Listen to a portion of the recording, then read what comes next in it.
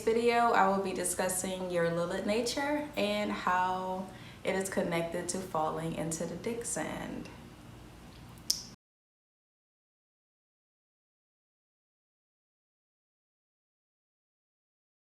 Before I get into the Dicksand diaries and all that it possesses, I want to talk about Lilith, her beautiful, sexual, sensual self, for a second. This dark, seductive, and mysterious goddess symbolizes lust and carnal desire, epitomizing everything that is primal and taboo. But from the navel down, she is a flame or a source of fire in every sense of the word. Her energy is seen as a sort of disruption to the patriarchal or mad. She is the sexuality that women are expected to hide, and the anger that she is told to keep in control in public selling, and the anger that she is told to keep hidden in public place. She uncovers repressed sexuality, hidden fears, desires, wants, and needs, and the dark side of one's personality buried deep inside our psyches. This depicts her as deeply misunderstood, mysterious, and cryptic. So, little known fact about Lilith, she's not actually a planet, she's just a dark void. Like, she is an actual dark void in space. So let's do a quick run through every Lilith sign. So I'm gonna say 3 major points about each Lilith in each sign really quick for everyone. You ready? Okay, let's go. Lilith in Aries, you want to conquer, create, and break old standards. Taurus, you have a ferocious appetite for sex, money, food, and the material world's pleasures. Lilith in Gemini, you can be trivial, childish, and take things that you hear and change it to suit yourself and pass on untruths along to other people along the way. Lilith in Cancer, the ultimate feminist who rages and demands liberation from the patriarchal standards of the woman only being a caregiver and a mother. Leo, it's prideful, vain, selfish, seeks out pleasure, and only really tries to magnify themselves. They also have this otherworldly charm that they tend to use to manipulate everyone around them. Lilith in Virgo. Here, Lilith may have a fragile self-image and takes a vow of celibacy to keep her purity intact. It definitely takes perfection and obsession to a whole nother level. Lilith in Libra. Lilith in Libra is both a desirable mate and independent enough to create their own life. This placement tends to create problems in their relationships. Lilith in Libra rages against the independent demoness energy that resides within her and creates problems in her relationships and result. Lilith in Scorpio. Lilith feels liberated in Scorpio. She feels right at home. Gives her the space to explore sex, death, and all the other taboos. Lilith in Sagittarius. Lilith in Sagittarius may reject all other truths and only see her truth. This is type of person, they may flat out lie, and then when they get caught in a lie, they lie more. Lilith in Capricorn. Lilith in Capricorn, it has an insatiable desire and greed for status, for success and social status. Everything is an investment. Lilith in Aquarius. Aquarius desires freedom at all costs. You may be used to ridicule, or you may be the alien, bored by conventional gender norms or assignments, sexuality. and romance. Lilith in Pisces. Lilith in Pisces is astonishingly naive when it comes to love, and by result may have a very chaotic love life. Pain may represent a type of pleasure for her.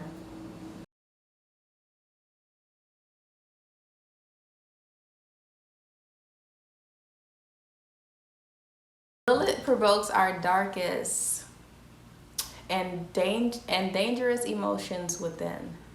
She will always have a very prominent impact on the spice of your life. So it's important to embrace her, get to know her, and let her live through you. So what does this have to do with Dicksand? Well, it has everything to do with Dicksand because your sex life is influenced by your Lilith nature. So if you're a Lilith Virgo, it might be a little non-existent because of your own self-judgments. If it's Lilith and Scorpio, you probably want to be friends. Whatever your Lilith placement is, it involves sex. And if you're a woman, sex is a slippery slope in its own right because of our natural chemical makeup that makes us biologically more attached to a male than a male will be attached to us because of how our hormones fluctuate. I want to share all of this information with you, but most importantly, I want to tell you some methods that I have and hypotheses, some theories that I have about Dicksand and how to make sure you don't get stuck in it.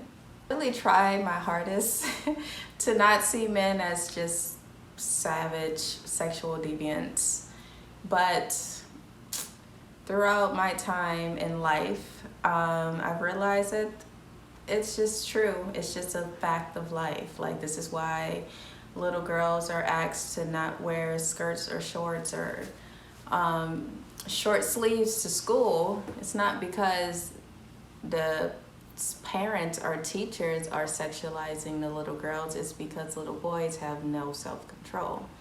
I know that's a stereotype, but at a basic primal human level, little boys need to be taught self-control. And if they don't have a male figure in their life that teaches them how to manage that and maintain it and keep it under wraps, things can happen that shouldn't happen. So just like the case of little girls did not have a father figure in their life, any male in their life to warn them of the way men are and boys are, they fall victim to it, and they end up taking things that are not compliments, like someone wanting to sleep with them, as a compliment, and they go for it because they had no guidance. They had no one to warn them. They had no proper way to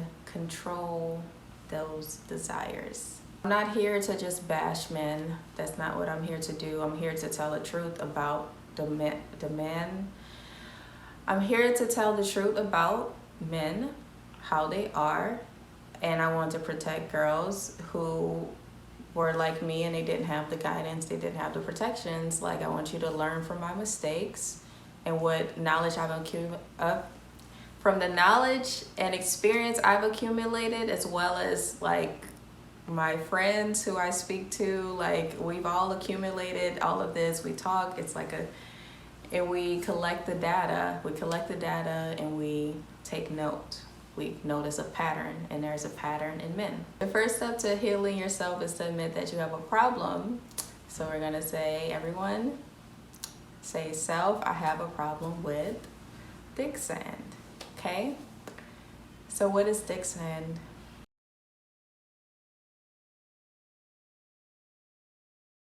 Dicksand is when women get attached or obsessed with the man that's giving them dick.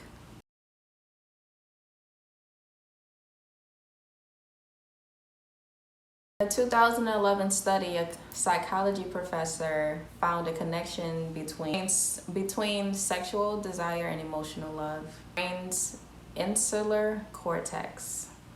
Even though the receptive areas are different, there is an overlap, which shows proof that there is a connection between sex and love.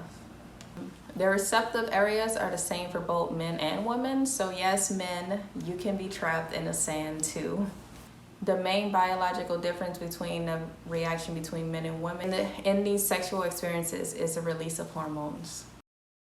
So when women climax, they release a higher level of the oxytocin hormone than men. So this unavoidable release of oxytocin produces a post-sexual attachment. Men, on the other hand, have a lower dopamine level after ejaculation, which makes them be withdrawn or even want to flee or leave their partner after engagement. The needs for sex and attachment are higher in women than they are in men. There's no right or wrong way for relationships to happen. Some people, it has been scientifically proven that after some casual sexual encounters with a person, that falling in love is possible, as well as people having love at first sight and then dating and then getting to know each other and then having sex and falling in love. There is no rhyme or reason to how it happens. It's just our women's post-sexual attachment is higher than men's because we have higher levels of oxytocin and they have lower levels of dopamine, and dopamine is a happy hormone. It just is what it is. So that means after sex, women are more likely to think, where do we go from here? Does this mean something more? Will this be the last time I see him? This is because as women, we are more intelligent, emotional, and in tune with the love hormone. As women, we tend to crave strong arms to cuddle after a sexual encounter. As women, we have better dating experience when we know our weaknesses. I've composed 3 theories of Dicksand separation, and I would like to share them with you. The first theory is the go with the flow theory.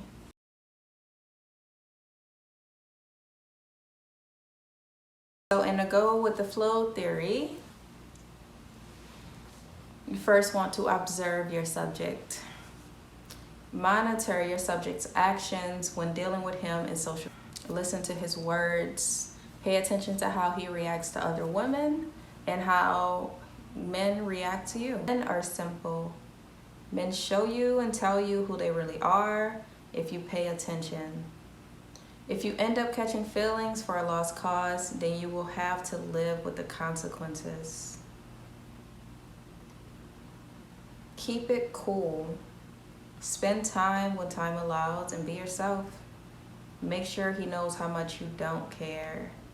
Don't expect much from him because, let's face it, it will most likely end in disappointment. Don't expect much from him.